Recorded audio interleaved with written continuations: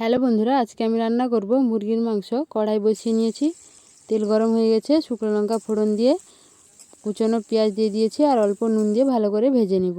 পেঁয়াজ হতে হতে মাংসতে পরিমাণ মতো নুন, হলুদ আর লেবু দিয়ে ভালো করে মাখিয়ে নিব। মাখানো হয়ে এসছে। এবার দেখুন কড়াইতে পেঁয়াজও লাল লাল করে ভাজা হয়ে গেছে। রসুন বাটা দিয়ে দিব, দিয়ে ভালো করে নাড়িয়ে নিব। আদা বাটা দিয়ে দিব, টমেটো কুচি দিয়ে দিব, দিয়ে ভালো করে নাড়িয়ে নিব। লঙ্কার গুঁড়ো দিয়ে দিলাম, অল্প হলুদ দিয়ে দিলাম, দিয়ে ভালো করে নাড়িয়ে নিব। তেজপাতা দুটো দিয়ে দিলাম, অল্প জল দিয়ে দিব। গরম মশলা দিয়ে দিলাম, দিয়ে ভালো করে নাড়িয়ে নিব। দেখতেই পাচ্ছেন মশলা থেকে তেল ছেড়ে দিয়েছে। তো মশলা হয়ে এসছে, এবার মাংসটা দিয়ে দিব।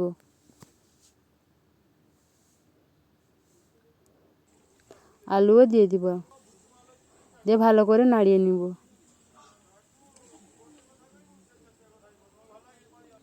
দেখতেই পাচ্ছেন মাংস থেকে জল ছেড়ে দিয়েছে। ভালো করে নাড়িয়ে নিলাম।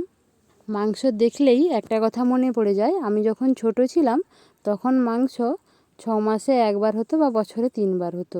তো তখন মাংসর কথা শুনলেই একটা আলাদা অনুভূতি হতো, মানে একটা যেরকম নতুন খাবার বা নতুন একটা কিছু। মাংস হলেই মা বলে দিত আগের থেকে যে রাতে আজকে মাংস হবে, দুপুরবেলা তোরা ঘুমিয়ে যা। তো আমরা সবাই ঘুমিয়ে যেতাম, অন্য দিন ঘুমাতাম না, কিন্তু সেদিন ঘুমিয়ে যেতাম, কারণ মাংস হবে। তো বন্ধুরা, আপনাদের সাথেও যদি এটা হয় তো আপনারা কমেন্ট করুন। দেখতেই পাচ্ছেন বন্ধুরা মাংস কষা কষা হয়ে এসছে।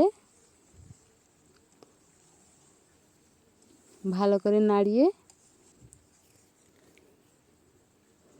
এবার জল ঢেলে দিব।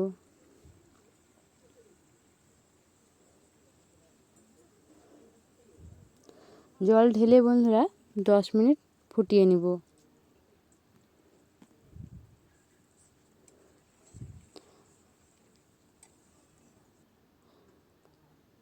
দেখতেই পাচ্ছেন ফুটছে।